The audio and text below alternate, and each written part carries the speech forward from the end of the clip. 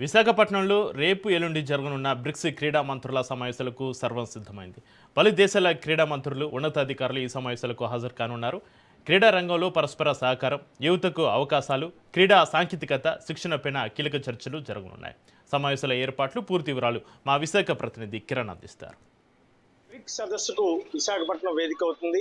ప్రపంచ దేశాలన్నీ కూడా 2 రోజుల పాటు విశాఖలో భారీ స్థాయిలో క్రీడల అభివృద్ధికి సంబంధించి ప్రపంచ దేశాలకు చెందినటువంటి క్రీడా శాఖ మంత్రులందరూ కూడాను హాజరవుతున్న పరిస్థితి అయితే ఉంది. 2 రోజుల పాటు ఈ నెల 22, 23 తేదీల్లో జరిగేటువంటి ఈ సదస్సుకు విశాఖపట్నం వేదిక అవుతుంది. మొత్తం మీద మనం చూసుకున్నట్టయితే భవిష్యత్తులో ఇటు వాణిజ్య రంగ ఒప్పందాలతో పాటు క్రీడా రంగ ఒప్పందాలు కూడా జరిగేందుకు ఇది ఒక మంచి అవకాశంగా కూటమి సర్కారు ఒక భారీ స్థాయిలో ఈ సదస్సును నిర్వహిస్తుంది.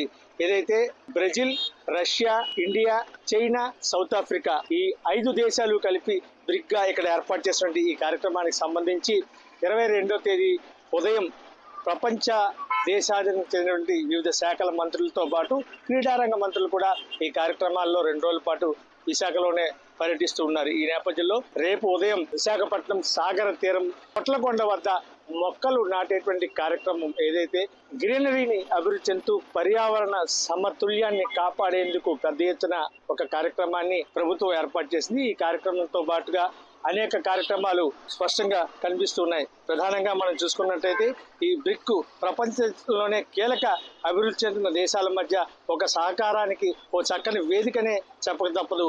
వివిధ సభ్య దేశాలన్నీ కూడా ఈ కార్యక్రమంలో పాల్గొని సత్సంబంధాలను మరింత మెరుగుపరచాలన్నదే ఒక ఉద్దేశంగా కూటమి సర్కారు ఈ కార్యక్రమాన్ని భారీ స్థాయిలో నిర్వహిస్తుంది. ఈ అంతర్జాతీయ సమావేశాలకు విశాఖ వేదిక కావడం పట్ల సర్వత్రా హర్షం వ్యక్తం అవుతుంది. మరోవైపు విశాఖపట్నం ఏదైతే సాగర తీరంలో ఉన్నటువంటి నోవోటెల్ హోటల్లో ఒక భారీ సదస్సును కూడా ఏర్పాటు చేస్తున్నారు. రాష్ట్ర ముఖ్యమంత్రి నారా చంద్రబాబు నాయుడు ఈ కార్యక్రమంలో ప్రత్యేకంగా రావడం, మరోవైపు ఈ మంత్రులు ఎవరైతే ఉన్నారో వివిధ దేశాలు చెందినటువంటి మంత్రులు, క్రీడా మంత్రులు ఉన్నారో వాళ్ళతోటి ఒక సదస్సు నిర్వహించడం, ఇంకో పక్క మనం చూసుకున్నట్లయితే ఒక గాలా డిన్నర్ను కూడా బీచ్ లో ఏర్పాటు చేయడం, అదేవిధంగా ఋషికొండ పర్యటన, మరోవైపు విశాఖపట్నం కైలాసగిరికి సంబంధించినటువంటి ఏదైతే గ్లాస్ బ్రిడ్జ్ ఉందో ఆ బ్రిడ్జిని కూడా ఈ ప్రజలందరూ కూడా సందర్శించడం. మొత్తం మీద ఒక ద్వైపాక్షిక ఒప్పందానికి ఇది అత్యంత కీలకమని చెప్పక తప్పదు.